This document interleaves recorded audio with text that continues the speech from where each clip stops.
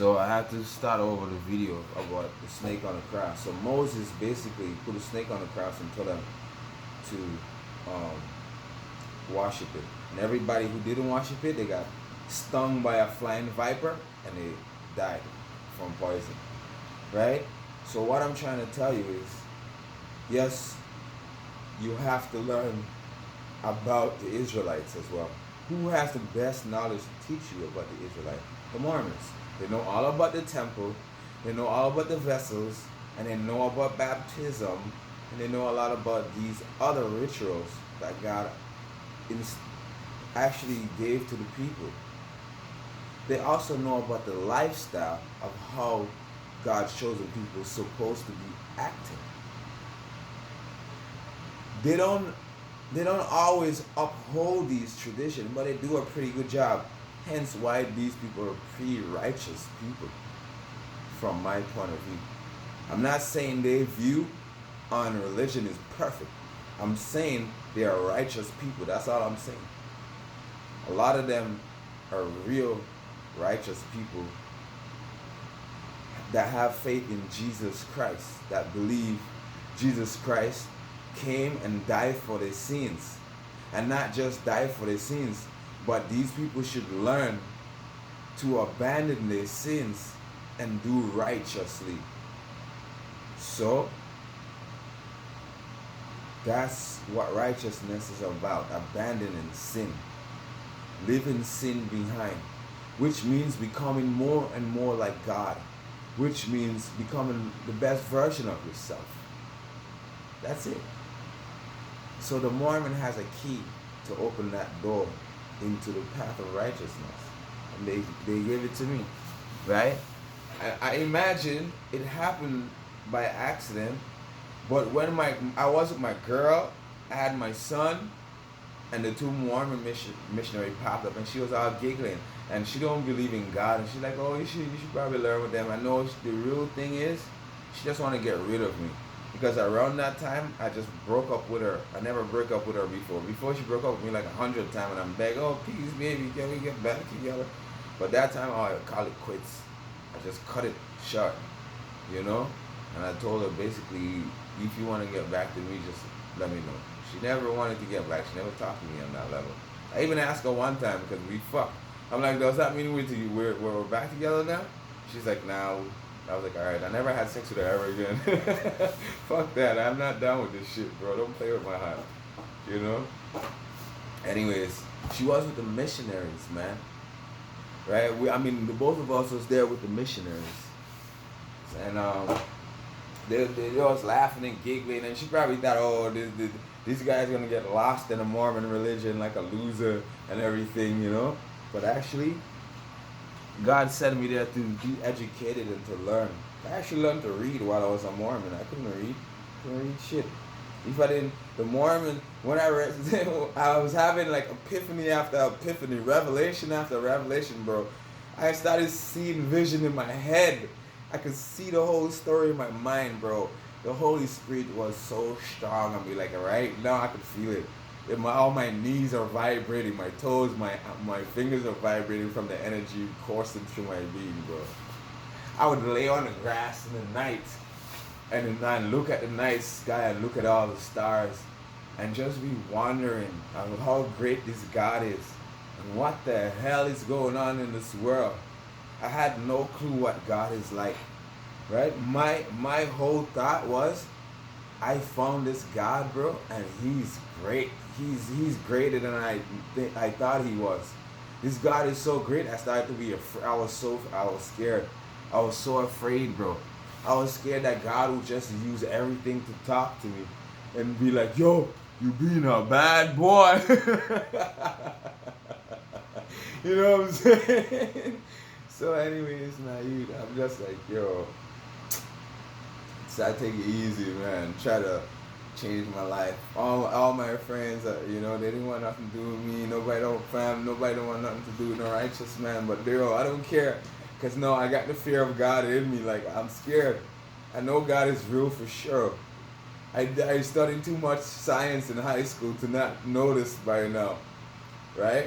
This is why I believe in God in the first place. because I was studying biology and like auto mechanic, right? So I was studying machines, computers, and the body. Oh man, that was the biggest mistake. That's when I really learned like the body's just a machine, and that started to scare me a bit, right? No, I can actually see how like vulnerable the human species are. Like not just all things on the planet is super vulnerable.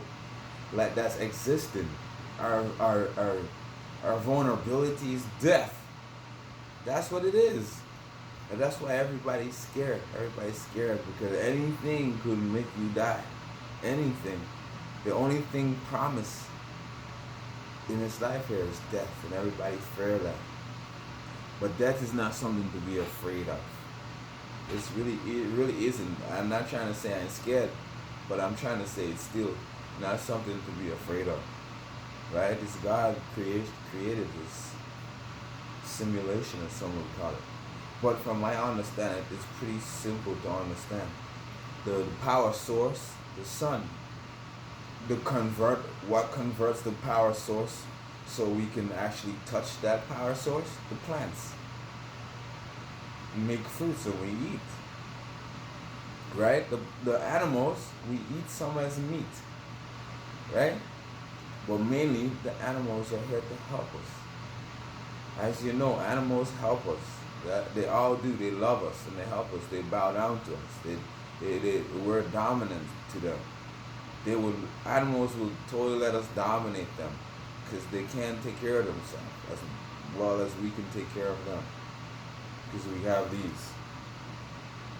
hands of God, right? With these universal hand, its capability is artistic, which means it has many purposes. 10 fingers and a palm. That's it. You know what you can do with this? The whole world is dominant to it. I mean, we're dominant to the whole world, all the living things, because of these things and that. And God made us like Him. So He say, act like Him. You know. So you don't know this? God is one of the best caretaker, best husband, best man, best father. You gotta know.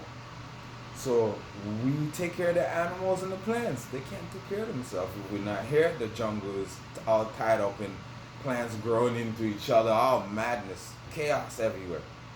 Right? Same thing with the animals. Wild beasts, they're eating each other. Here we domesticate these animals to the point they don't even bother with other animals. Like you have a dog, he ain't gonna go try to eat some other animal because he's domesticated. Same thing with a cat. They domesticate them. And no, a dog and a cat is hanging out together. Right? I see it on the Discovery Channel. They hang out together until somebody gets hungry. You'll see like birds cleaning the crocodile's teeth and everything, and I'll be like, you know what? He could just close his mouth right now and eat that bird. But he knows the bird is helping him, so he's just letting the bird help him clean his teeth because he's not hungry. You know what I'm saying? These guys kill me, man. But yeah, and that's how simple the life is. No, this big giant earth is a mass, a ball of materials. Materials, the plant take the materials through its roots, mix the material with the energy from the sun, photosynthesis, create sugar and other things, bro. And we eat the fuel that the plants made and the materials. The materials replenish our flesh, right? Even the animals, the material replenish our flesh. And the sunlight gives us energy to act, to move, to energize our being. Our battery get low, we need to recharge. What happens when you get really hungry? Your body start getting empty. You get really skinny. All the material is disappearing from your body, from your being, right? You got no energy.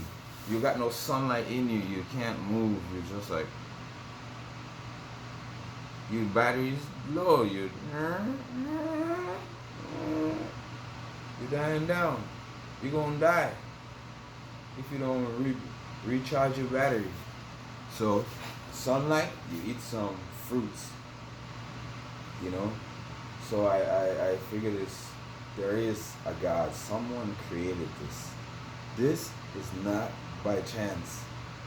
This this is a vineyard. This is a garden. This is the Garden of Eden. This is God's garden. This is God's garden. God put the plants here, he put the animals there, and he put the man to take care of it in the midst of all of it. That's what's written in the Bible, and I believe it. I could see it from my scientific vision, right? And before I even had faith in God, right? Before I had faith in God, I knew science. And back then I was saying, who is the greatest scientist? Is it Einstein or Tesla? Things like that, right? But I didn't understand these things yet. I didn't understand them yet. Becoming a Mormon helped me put these things together, because now I had to focus my thoughts and actually learning important things. You know, so I'm just saying, whatever I said in that last video, I can't even remember. But I want to be righteous. And there should be space for people who want to be righteous. Right? Okay, you're wicked. If you're wicked, go over there. Take that side. I take this side. Me and the righteous take this side.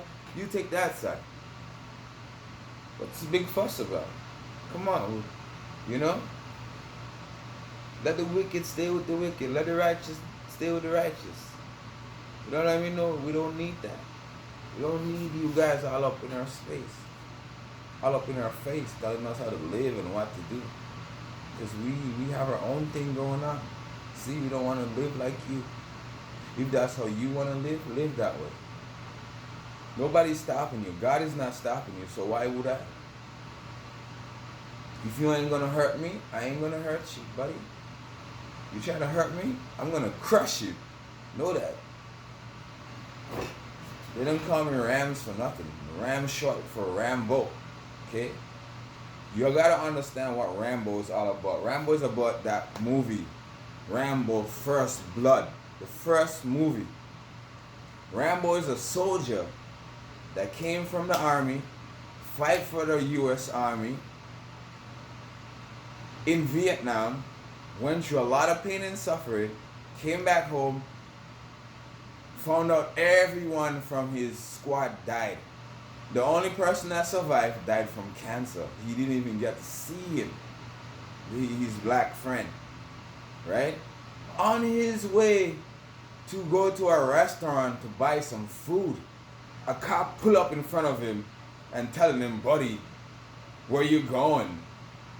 And then trying to act tough to him like, yo, this is my town. Get moving back that way, telling him where to go and what to do. And he's like, yo, bro, he didn't say nothing back. He just keep walking. He walked past him. I do the same thing here to them when they try that with me, right? He walked past him, and the cop just wasn't gonna, you know, have him step on his ego like that, right? The cop was being very egoistic. Like, that's an ego problem. A lot of them have this ego problem. Oh, this is my city. You know? So now he arrests Rambo and brought Rambo to the fucking jailhouse. And he put a knife to Rambo and cut him or something like that. He drew first blood. And he didn't know that Rambo was trained as a commando. He's trained to kill. You draw first blood, you die. Rambo ended up killing half of the police force. The only way to save the police from Rambo is to get his old general to come and talk to him. And to tell you the thing is, what happened is Rambo snapped. So when he got into that mindset of he had to kill all the enemies, he literally started to he was trying to kill all of them, and not one of them would have survived. So the general saved the fucking police force from being killed by Rambo. And they arrested him. Right? And then eventually let him go or something. And that's how we got Rambo 2. Where they called him now, they call him back to go and help in the army again. To go do some. They call him to go suffer, because to do this great commando work, you're gonna get captured. And after you get captured, you have to escape. You have to be a real gangster. You have to be a real righteous man. You have to have real honor and dignity to pull that off. You know what I'm saying? A lot of people crack under the code. You know? So at the end of the day, Rambo was great. So, but I ain't as great as a character Rambo though. I ain't trying to cap or nothing like that. But that's what Ramz is short for. So don't expect me to let people take advantage of me or abuse me. Just sit there and take it. Okay? And like the girls say on Facebook, YouTube, she's talking about it. Once you're not a good person and you're attacking good people, they're gonna know. And all they're gonna do is they're not gonna tell you, they're just gonna take themselves away. That's why I'm by myself. Everybody that try to hurt me and do wrong to me, that I care about. It hurt me to know. It always hurt when you care about people, but they're hurting you. Right? Can you imagine being in love with a woman and then she's hurting you? You love her, but she's cheating on you with some guy openly, and you're asking her not to, and the whole neighborhood knows, and she's laughing with the neighborhood. You know what I'm saying? Just imagine something like that. You know? Well, this is what happens when you start talking this kind of talk. My train of thought switch, because now I'm focusing on my depression when I remember these things. You know, I can't even like God don't want me to be depressed. I'm not going to remember what I was talking about. Not even right now, because it's depressing, man. I'm not supposed to be depressed. I'm happy. I'm supposed to be happy, especially here in this apartment. I'm happy, you know. I'm happy, but I'm lacking, right? I'm lacking. What do you mean I'm not lacking? You know what I mean, like a Bible sense. What the real meaning of lacking mean? It came from the Bible. Lacking is when you don't have a woman. Like the tribe of Benjamin, they had no woman because they disrespected the tribe of Israel. So Israel's like, we're not going to give them no wife. So the tribe of Benjamin had to steal their wife. They kidnapped all these other Israelite daughters. And the Israelites said, okay, we never gave you our daughters, you stole them, so you can keep them as wife. It's fine with us. But we're not giving you a wife because you dishonor them. But the Israelites, they came together and said, how shall we find a way to give the Benjamites wife? So what they did, they orchestrated this kidnapping. They sent the girls to the well, and they had another guy go tell the Benjamites to go kidnap them. Right? And the Benjamite told them, oh, there's a whole bunch of girls going at the well. The Israelites go grab them. And no, when they grab them, no, they try to like hide or whatever. But the Israelites told them like, yo, it's okay. We never gave you those women. You took them, so you can keep them. You know. But they were sad because they made a promise that they wouldn't give them their wife, and now they was lacking. They had no women. So they said, why should our brothers be lacking? Really, niggas aren't supposed to be lacking when it comes to women. You're always supposed to have a woman. As soon as if you break up with a woman that you're not comfortable with, you're not happy with, she's not happy with you, you have to separate, you're supposed to get another woman right away. Right away. I know all about relationship and about the sex thing from Bible perspective. You have to have as much sex as you need to eat as much food. You don't overdo it. Your dick is going to fall off. And your pussy is going to break. But you have to have enough. You have to eat enough. You have to drink enough. You got to sleep enough. Right? You gotta be living for real. You know? I got off track again. You know? Man, that's just how it goes. Anyways, now. I gotta cut this video short. It's going on an hour. It's going on an hour. But you know, I wanna be righteous, man. Not because other people want me to be righteous, not for God, not for Jesus, not for a woman to impress women, not to get power. It's for myself. I grew up as a really bad kid. I used to be a good kid, but then I learned a lot of bad things from other people. And I used to do those things. And other people do bad things to me. So I was angry. And I took revenge on the world. And I was evil. So I started learning to be a better person and really enjoy that. It's like therapy to me. It makes me feel good. But what can I say? I like to do things that makes me feel good. And being righteous is my number one thing. So I'm always gonna have God as number one, because I can't be righteous without God. Because I have faith. I believe in God. Right? I'm a scientist.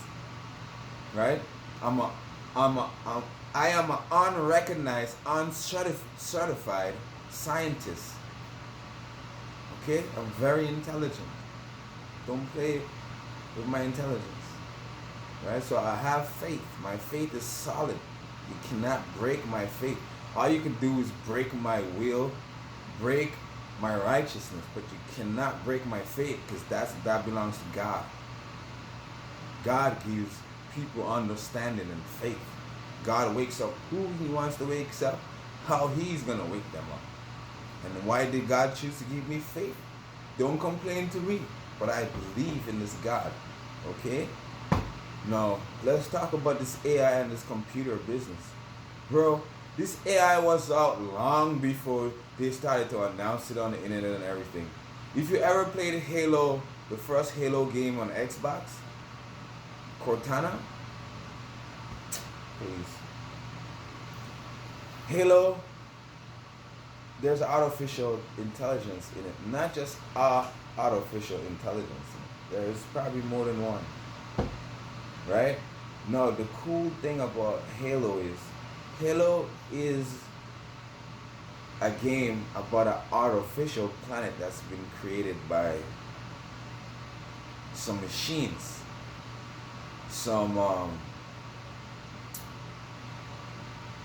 The place has been created by a race, a being, some beings in the universe.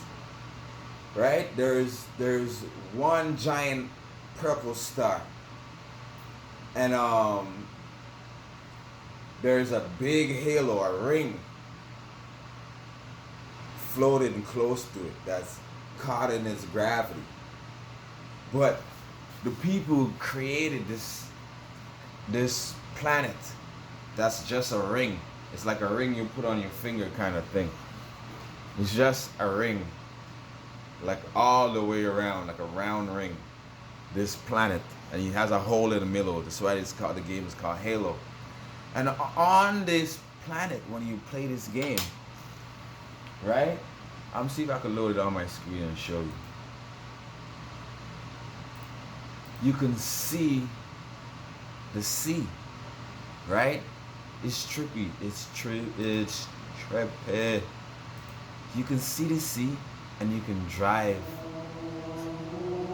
pretty far into the sea, right? So here's the game Halo, right? I'm fascinated with it. As you can see, at the bottom of it is all like concrete, right? So this is the star over there that I'm blocking everything in this corner. I can't see the screen. Okay, there we go. Soon you should see the water and everything in the middle. The middle is where the water is, and it goes all the way around, right? So this is what this game is all about. So this game has an artificial intelligence in it. It really does. And there's nothing you can tell me. I know for sure there's an artificial intelligence in this game, but the computer, this computer, this device, it's strange. I'm not sure people created this. I'm not sure it's people that engineered this thing. But it is, you know. It's too good to be true. But we gotta figure out if they work with the devil and the demons to come up with these things or not. But I like this game. I got it in high def and I'm gonna play it. As you can see, I got a Mac. It's an old school Mac, but I got it running. Right? And I'm a computer guy. I make a first beat on this computer. Like music. Music is what I do. I make music. I'm a musician. But everything else, I have to do it in order for me to make my music. Before I can make my music, I gotta be happy. I gotta find a girl. I gotta play some video games. I gotta have a job. I gotta watch some movies. I gotta have some friends. I gotta have some ups and downs, some good days, some bad days. You gotta rain, you gotta shine. You know? I gotta live. I gotta breathe. And then I can make some music. Right? So what happened is I finally made 2 beats. Actually, I made one beat on this computer. I said 2. I discovered one other beat on that I made a long time on my USB chip. Yeah, it's a memory card, but we call it USB chip, USB card, right? It's a USB memory stick, right? But that's what I work with. This one is a 64 gigabyte, right? No, the reason you can't see it is the computer. This front camera will not. It's focused on me. You ain't gonna focus on that. So like what I'm saying about the my computer here is you got 2,000 gigabyte. They call that 2 terabyte, right? I got 2,000 gigabytes on this machine. That's why I have it and I run it. It's nice. It's quick. It's like, but I don't like Apple's computer because they make sure you can't use the old computer in the future. So to use the older computer, you gotta go through hell to get it working, right? So I already went through like a whole month of hell getting this thing to work. A whole month it took me to get it to work. I had to learn about the computer. I don't know everything about it, but I can pretty much code now. I pretty much understand what coding is. It's just the computer language, how the computer talks. So when you go into the web browser, the same way you code, the web browser talk the same way the computer codes talk. So the computer have one way to talk. Where is everything? The location for everything and things like that. The computer knows where everything is. Everything is in order in the computer. It's in a location, in an energy signature. Anyways, great work on creating the computer. I like Halo. It's really fun. Just so you guys know. Stop hacking my devices and make sure I can have a wife, okay? Please. Guys, pray for me to have a wife and don't pray for me to go to hell. Pray for me to be righteous and do better. Please. Thank you very much.